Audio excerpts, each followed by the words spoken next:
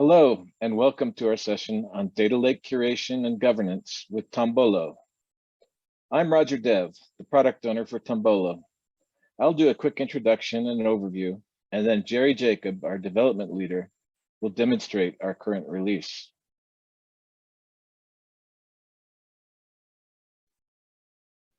Data Lake technology provides the most effective way to develop and manage data-intensive application suites. They provide rapid acquisition and ingestion of structured, unstructured, and semi-structured data, huge storage and compute capabilities, analytics at large scale, and rapid delivery of user functionality. With the success of a data lake comes an increase in the depth and breadth of users, more demand for features, and an exponential growth in complexity. If not properly managed, that complexity can outgrow the ability of the team to manage it, leading to many unfortunate consequences. Data lakes are powerful, but also tend to be amorphous and opaque. As the complexity expands beyond the ability of the initial developers to manage it all, several types of breakdowns can occur. First, the complexity of the data and software can become too much to digest, and the pace of feature delivery can collapse under the weight. Or critical problems can make their way into the production process, resulting in exposure of sensitive data, security breaches, loss of data integrity, or failure to maintain service levels. Either of these issues can cut short the data lake's success and severely damage the reputation of the organization. The antidotes to these two problems are curation and governance. These are two vitally important aspects of data lake management and should be embraced early in the data lake's lifecycle.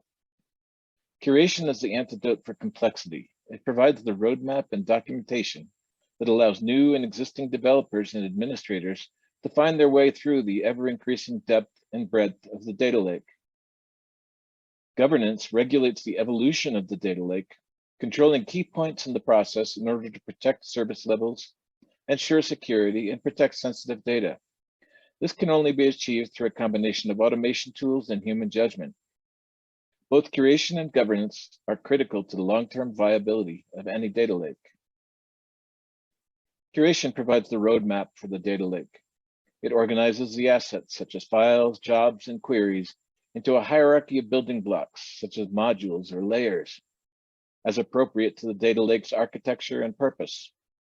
It allows extensive documentation of the structural groupings as well as the individual assets within groupings. It further provides visibility into the data production workflows, integrating the structural view and the data flow perspective. Governance manages the evolutionary aspects of the data lake from supplier and consumer relationships down to the protective restrictions on individual data fields.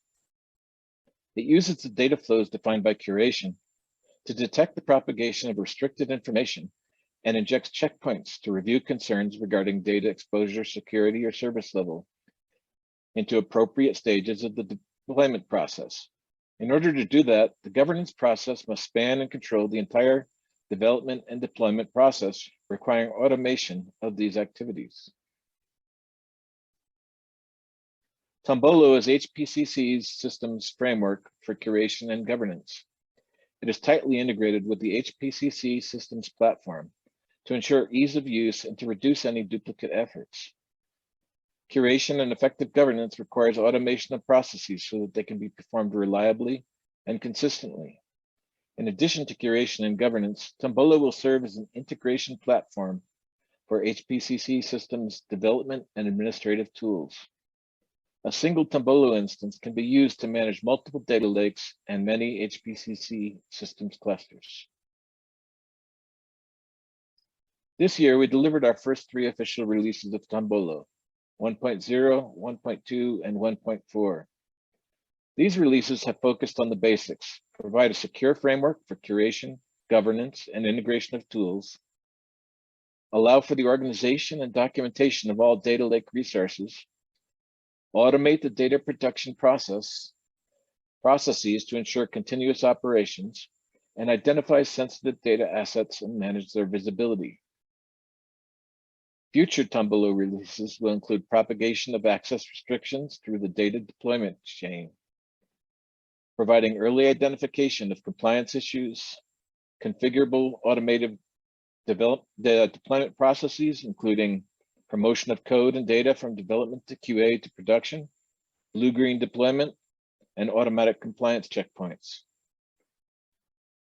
And also will provide a central operating environment for Data Lake developers. Specifically, Tombolo's current features include importation of data assets from HPCC Systems clusters, organization of Data Lake assets, rich text documentation of assets, automatic production of PDF documentation sets, definition, execution, and monitoring of data production workflows from ingestion to user query, labeling of asset restrictions, and dashboard views of asset contents using real BI dashboards. At this point, I'd like to introduce Jerry Jacob, our development leader, who will give a live demonstration of the product. Take it away, Jerry. Thanks, Roger. Hello, everyone. My name is Jerry Jacob. I'm going to demonstrate some of the features of Tombolo and take you through a live implementation of Tombolo in one of our projects. So in order to start working with Tombolo, the first thing that you would need is an application. An application or a tenant is actually a secure way of organizing your assets within Tombolo. Once you create an application, the next thing that you would need is a cluster, basically an HPCC cluster that Tombolo can talk to import assets into Tombolo for you to start documenting and adding metadata around it. So clusters can be added through the clusters module here. So you click on the cluster. I have a couple of clusters added here, but you can always add additional clusters by clicking on the add cluster option here. So once you have the application and the cluster added, you're pretty much ready to start importing assets into Tombolo. So the different types of assets that we support currently are logical files, indexes, Roxy queries, and jobs, pretty much, work units. So let's take a look at how assets are added to Tombolo. So for that, you will click on the assets option here. You will be presented with a folder hierarchy. So this is basically a way for organizing your assets within Tombolo. It also gives you a search feature to quickly look up your assets within Tombolo. To add a logical file, you will click on add asset and click on file. You'll be presented with a user interface like this. The first step is selecting a cluster. So this is basically the cluster from which you are trying to import that particular asset. Then you will start typing the file name. So Tombolo will look up the HPCC cluster and bring in a list of files that actually matches that particular keyword that you typed in. Then as soon as you select a particular file, it's going to fetch some metadata from HPCC, for example, the name, scope of the file, etc. But in addition to that, you can also use these fields to provide additional metadata. So for example, if you want to add some documentation, this is actually a rich text editor that will allow you to enter Markdown and then create a nice documentation. You can also add additional informations like supplier, consumer, owner for tracking purpose. So anybody who is consuming this file will know who is the supplier or consumer for this particular file. We also have layout. So basically, Tombolo fetches all the record layout definition for that particular file so that you can start documenting at a field level. We also have permissible purpose or license restrictions. So let's say if you have usage restrictions or license restrictions on a particular file, then you can use this module to configure that restriction. So anybody who is using this file will know that there is a restriction and then they can use that file appropriately. We also have validation rules. So this is basically to set up rules for your incoming files. So let's say you want to validate your incoming files and decide whether you should consume that file or reject that file. You can do that through this validation rules option. Basically, you can set up rules for each and every field within your file. So right now we have a predefined list of rules, but this list is completely configurable, and you should be able to modify it. So once the rules are set up, the rules are actually stored within Tombolo's database, but we also provide an API for any application to consume those rules. So any downstream application that makes use of that rule can consume that rules and then use that in their workflow. You also have a file preview. So basically this shows a preview of your file content, but this tab is only available for users which has higher privileges. So once you have the basic metadata set up, you're ready to save that asset or import that asset into Tombolo. You click on save. The asset gets created within Tombolo, and you can always go back and click on that particular asset. If you want to make any changes, you can click on edit and update it. So that's how a logical file is imported as an asset into Tombolo. For other assets like indexes, queries, and all that, it's pretty much the same way, but the only difference there is some of the metadata that we capture. So for example, for indexes, we capture the index fields and payload fields. Similarly, for queries, we capture input fields and output fields. And for jobs, we have much more metadata that we capture. For example, the ECL that is associated with that job, the input parameters, any input files or output files that are used by that work unit. So that's pretty much the way an asset can be imported into Tombolo. So now, since you have the asset imported into Tombolo, and now you were able to document those assets. So what is the next step, right? One of the key features that Tombolo provides is the ability to configure a workflow within your data lake environment and then orchestrate that particular workflow. That is done using this definitions module here. I have created one sample workflow here. So I'm going to click on that, which will bring up a workflow designer. So the idea is you can drag and drop nodes into the designer and then associate them with the actual assets. I've pre-created a couple of jobs here, but I'm going to add one more node and associate that with the job. So this is one job that is available currently within this application. I'm going to select that. So as soon as I select that, Tombolo will query HPCC cluster to find out if there are any input or output files associated with that job. If there are, then they are going to be automatically rendered in this designer, so that the relationship between those files and the jobs will be automatically rendered and the users will not have to manually do it. So in this case, this particular file does not have any input or output files, hence you won't be seeing any files here. So once you have all the jobs added to the data flow diagram, you can connect those nodes and then start configuring your workflow. So when you double click on each of these nodes, you also get an additional option here, which is schedule. So this is basically a way to tell Tombolo how to trigger your workflow. So there are multiple ways through which an application, a job can be triggered. So one of them is a timer-based trigger. So basically, you can configure a cron expression, and then based on that cron expression, the Tombolo will make sure that those jobs gets executed. The second option is based on completion of a previous job. So if you have other jobs that are dependent, and then you can actually tell Tombolo to execute this particular job based on the completion of a previous job. So as soon as you select those jobs, you'll be able to see the list of jobs that are available within that particular workflow. The third option is based on receiving a message in an external queue.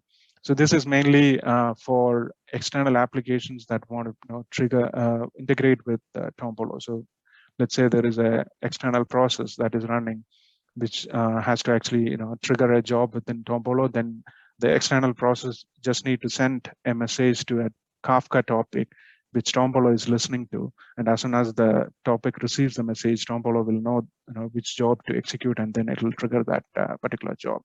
So those are different ways through which jobs can be triggered within Tombolo. So I'm going to select that.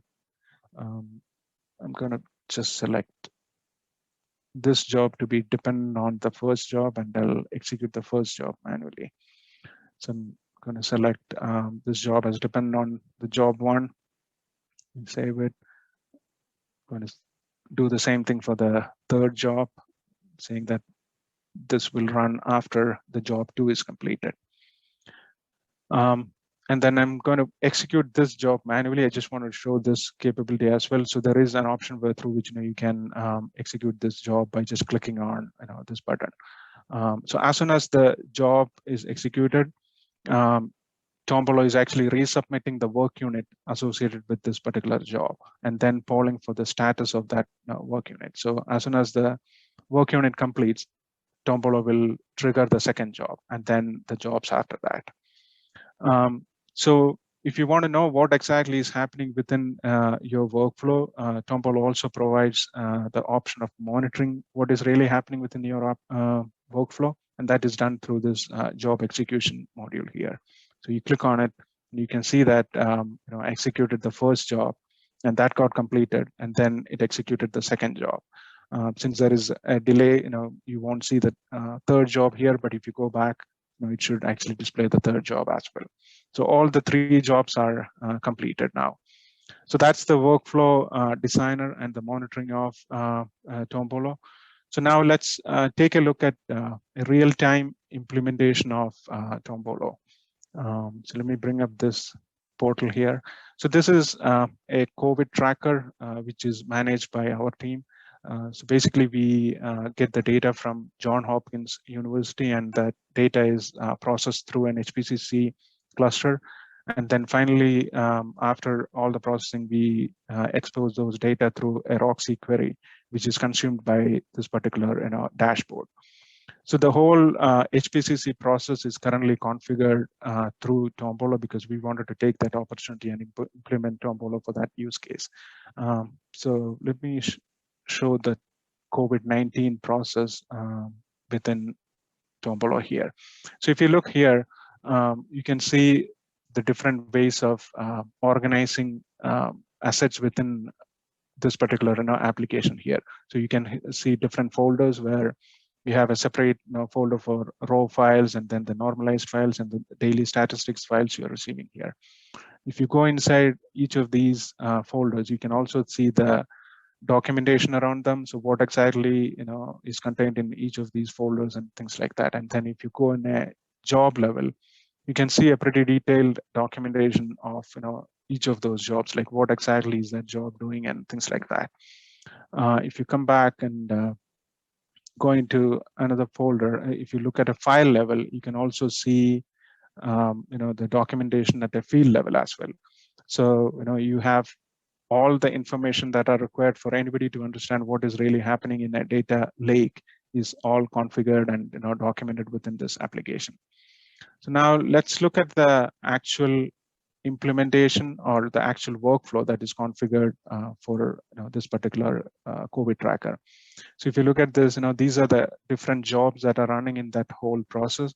And these are all the files that are the inputs and outputs for each of those jobs. So in this case, you can see the first job is a scheduler. So what it does is, it's expecting a file or a few files to be available in a landing zone. And as soon as the file is arrived, it starts processing that particular jobs. So this is scheduled to run like every 6 hours. So every 6 hours, it will look in that particular landing zone to see if there are new files. As soon as a file arrives, it starts processing it. So once that job is completed, it's going to trigger these jobs, and they're all like dependent on the previous jobs. So that's how this entire workflow is configured. You can also see the actual execution. So in this case, you go to the job execution, and you should be able to see the different times when these jobs got executed today. And by just looking at this data flow, you can see if there were any issues with this like execution of those jobs. So all green tick marks denotes that okay, everything went fine. But if there is something gone wrong, then you will see a red tick mark here. And also, Tombolo has the capability to notify the job owners if there are any errors or issues happen during a workflow execution. And that is actually done through so you can actually configure like honors for each of your jobs, so that they will know that okay, there is something happened and Tombolo can notify them. So that's how the workflow monitoring happens in Tombolo. So that's pretty much the features and a live implementation of Tombolo. To give Tombolo a try, please go to our GitHub repository. It's a public repository, and the URL to that repository is here. There are instructions available to set up Tombolo locally. It can be set up as a Docker container. So please feel free to take a look at it and give us any feedback that you may have. Again, thank you for your time. I hope you enjoyed this session.